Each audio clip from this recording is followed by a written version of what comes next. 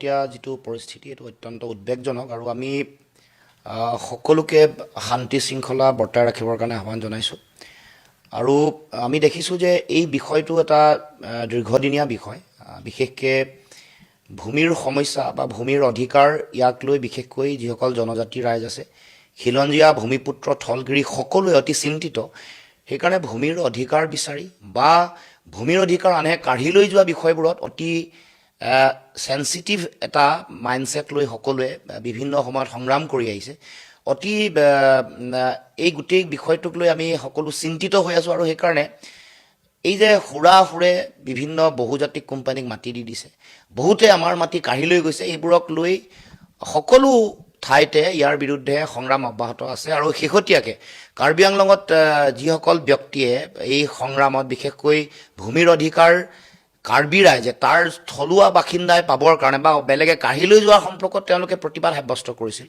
প্ৰতিবাদ সাব্যস্ত কৰাৰ গোটেই বিষয়টোক চৰকাৰে যি ধৰণে গোটেই বিষয়টো তেওঁলোকে চাব লাগে গণতান্ত্ৰিক আন্দোলন এটাৰ যেনেকুৱা মৰ্যাদা হ'ব লাগে সেই বিষয়টো তেতিয়াই আলোচনাৰে গোটেই বিষয়টো সমাধান কৰিব লাগিছিল কাৰণ শেহতীয়াকৈ প্ৰতিবাদ চলি আছিল গণতান্ত্ৰিকভাৱে তাৰ আগতেও বহু এই বিষয়টোক লৈ বিশেষকৈ ভূমিৰ অধিকাৰক লৈ ভূমি বেলেগক দি দিয়া বিশেষকৈ হাজাৰ হাজাৰ বিঘা মাটি কৰ্পৰেট হাউচক বহুজাতিক কোম্পানীক দিয়া বহু পিজিআৰ বেলেগে বেদখল কৰি ৰখা যিবোৰ কথা আমিও কৈছিলোঁ উচ্ছেদৰ বিষয় যেতিয়া আছিল যে কাৰ্বি আংলঙৰ এই অঞ্চলসমূহত ব্যাপক বেদখল হৈ আছে এইবোৰ কিয় মুখ্যমন্ত্ৰীয়ে উচ্ছেদ কৰিব নোৱাৰে মুখ্যমন্ত্ৰীয়ে নিজৰ গৃহ জিলা সমষ্টিত ৰেলৱে মাটিবোৰো তেওঁ বেদখল মুক্ত কৰা নাই তাৰমানে যিসমূহ মাটি বেদখল হৈছে সেয়া ষষ্ঠ অনুসূচীৰ অঞ্চলেই হওক বা সেয়া জনজাতীয় আবেষ্টনীয়ে হওক বেল্ট ব্লক বা জলাশয় বনাঞ্চল যিবোৰ এইবোৰ আইনমতে তেওঁলোকে উচ্ছেদ কৰিবৰ কাৰণে উচ্চতম ন্যায়ালয়ে নিৰ্দেশনা দিছে কিন্তু তাকে নকৰি সাম্প্ৰদায়িক অস্ত্ৰ হিচাপে মুখ্যমন্ত্ৰীয়ে কৰা যিটো কাম কাজ তাৰে এটা প্ৰভাৱ এটা নেতিবাচক প্ৰভাৱ সমাজত পৰিছে কিন্তু মই আহ্বান জনাইছোঁ এইটো যি ধৰণৰ ঘটনাৰ উদ্ভৱ হৈছে এইটো ইয়াৰ কাৰণে জগৰীয়া চৰকাৰ কাৰণ দীঘলীয়া সময়বোৰ চলি আছিল চৰকাৰে কোনো ধৰণৰ ব্যৱস্থা গ্ৰহণ নকৰিলে কেৱল মাত্ৰ কাৰ্বি আংলংখন বিজেপিৰ কাৰণে মুখ্যমন্ত্ৰী হিমন্ত বিশ্ব শৰ্মাৰ কাৰণে তুলিৰাম ৰহাং এটিএমৰ দৰে ব্যৱহাৰ কৰি আহিছে কিন্তু তাৰ কাৰ্বিসকলৰ থলুৱা খিলঞ্জীয়া মানুহৰ তেওঁলোকৰ অধিকাৰ সুৰক্ষিত কৰাটো তেওঁলোকে দায়িত্ব হিচাপে গ্ৰহণ কৰা নাই গতিকে আমি আমাৰ ফালৰ পৰা আহ্বান এটাই জনাইছোঁ যে এই বিষয়টো গণতান্ত্ৰিকভাৱে সমাধান হ'ব লাগে কোনো হিংসা উত্তেজনা আক্ৰমণ প্ৰত্যাক্ৰমণে কেতিয়াও সমস্যাৰ সমাধান নকৰে আমি ক'ব খোজোঁ যে চৰকাৰে জনজাতীয় ৰাইজৰ আৱেগবোজক দুখবোজক আৰু এইটো তাৎক্ষণিকভাৱে এই সমস্যাৰ সমাধান কৰিবৰ কাৰণে আমি দাবী উত্থাপন কৰিছোঁ আৰু শান্তি শৃংখলা যাতে বৰ্তাই ৰাখে এই গোটেই কথা বতৰাবোৰ হোৱাৰ পাছত চৰকাৰৰ যিটো ইণ্টেলিজেঞ্চৰ ইনপুট থাকিব লাগে এইটো ফেইলিয়াৰ হোৱাৰ কাৰণে বা শান্তি শৃংখলা ৰক্ষাৰ কাৰণে পুলিচ প্ৰশাসনৰ যিটো দায়িত্ব সেই দায়িত্ব পালন নকৰাৰ কাৰণে এনেকুৱা ধৰণৰ ঘটনা উদ্ভৱ হৈছে গতিকে এই গোটেই বিষয়টোৰ কাৰণে ঘটনাটোৰ কাৰণে চৰকাৰ সম্পূৰ্ণ জগৰীয়া এতিয়া কিন্তু শান্তিৰ পৰিস্থিতি গঢ়ি তুলিবৰ কাৰণে চৰকাৰৰ ফালৰ পৰাই উদ্যোগ ল'ব লাগে আৰু গণতান্ত্ৰিকভাৱে গোটেই বিষয়টো আগবঢ়াই লৈ যাব লাগে আগতো ফায়াৰিং হৈছে তাত আৰু মুখ্যমন্ত্ৰীগৰাকীয়ে কৈছে যে 2 তাৰিখে তেওঁ নিজে আলোচনাত বহিব গতিকে এই যি আলোচনা হ'ব কিমান ফলপ্ৰসূ হ'ব বুলি ভাবে 2 তাৰিখটো বহুত দেৰি আছে আজি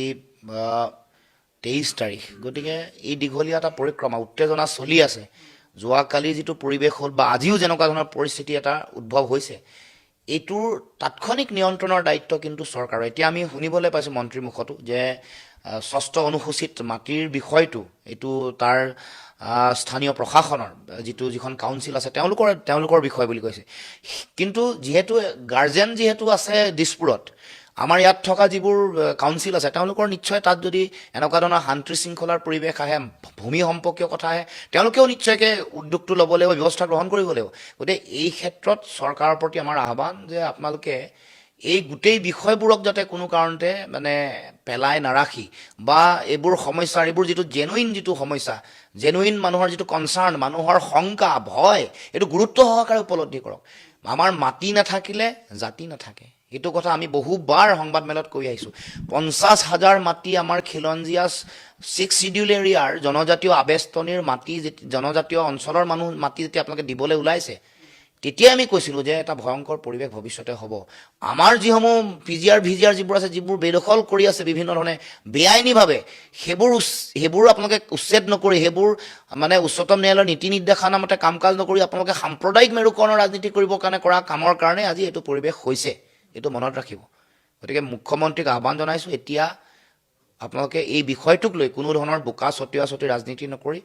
যিমান পাৰি সোনকালে মানুহৰ মাজত শান্তি, মানুহৰ মাজত আস্থাৰ বাতাবৰণ আৰু এই সমস্যাটোৰ স্থায়ী সমাধানৰ কাৰণে শক্তিশালী পদক্ষেপ গ্ৰহণ কৰক।